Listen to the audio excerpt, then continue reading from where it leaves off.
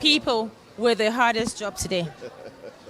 I'm glad that I was not in their shoe. There's still one more, or no, there are about 5 judges, right? There's four of us today. There's 4. Yeah. I don't envy you at all.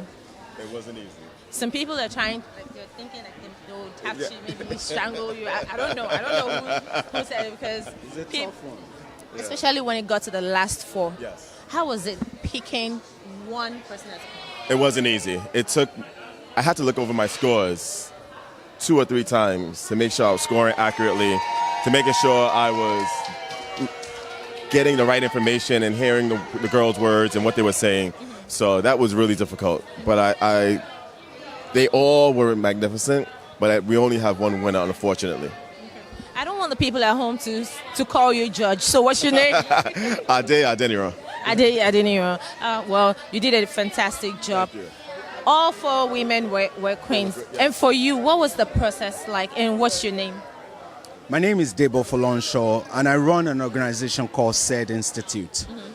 The job tonight that we're given is to be the one to pick the winner out of this, I think 13 to 15 girls, ladies, not girls. But at the same time, it was tough, but it was a collaborative effort between all of us. How do we score? How do we get the best out of these ladies down the stage?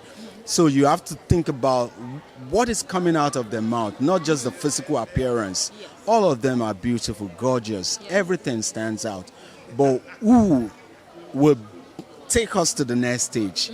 Who is that Nigerian that will wear the crown, that is most qualified, the most smart, that is humble, that is thinking beyond the stage now? Okay. Hopefully we'll see one of this lady making it to Miss Universe one day. Hopefully. And the one that was crowned today, Miss Aqua Ibom, I mean, she did a phenomenal job. Her stage production, her talent, the way she carry herself, the way she speak. I mean, she was speaking to us about gender equality, and what was coming out of her mouth was it's unbelievable. And being the first person that answered that question. Yes. It was spot on.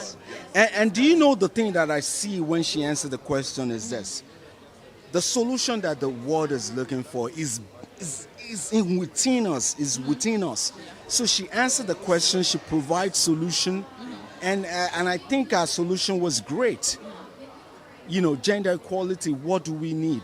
How do we take our girls out of their own shell and bring them into, and build them into, character? And bring out the best in them. Yeah, how do we cultivate them? How do we mold and shape them into a world leaders? I know, that's awesome. And now for that lady watching from home, Yes. what are the tips that you would give her towards becoming a queen herself? Practice your speaking.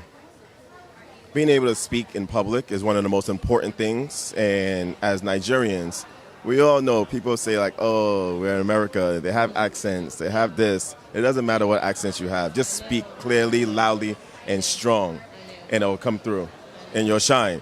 When you speak strongly, whether it's in the classroom, whether it's at work, whether it's on this pageant stage, people listen.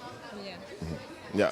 So is it like, so for someone who has maybe speech impediment, I'm not saying that I do, because I'm like doing this. Yeah. What is the, you do too, right? I do. I grew up, I'm dyslexic. Oh, wow. I grew up shy because of dyslexia. Yeah. I didn't like speaking in class. You know, I got to corporate America and go do presentations for us. You're charismatic. And I was like, what do you mean I'm doing presentations? Next thing you know, I'm pitching the VCs for $10 million, $20 million, and getting it done. For this.com, that.com, I'm getting recruiting offers from like, oh, you're a pitch man. They want to hire you here.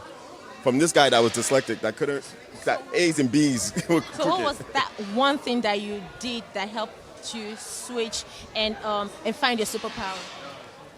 It came from about when I was 16. That's when the change happened. I went out and got my first real job, my first real summer job. And it was in front of people. And I had to present every day, 5 days a week, 8 hours a day. So it changed from me being shy and dyslexic to me just being dyslexic. And then I got the tools to learn how to speak slowly.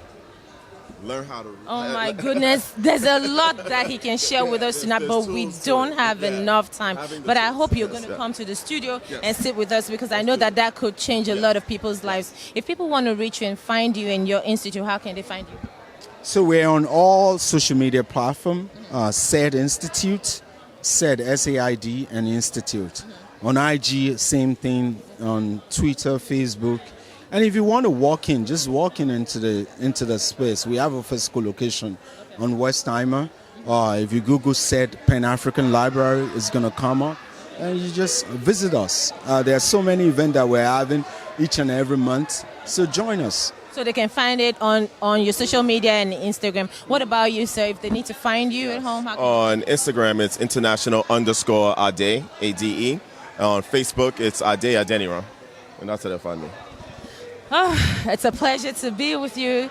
Thank you so much. You did an awesome job. Hope to see you at the next Miss Nigeria USA. Absolutely. Is that a deal? Yes. Thank you.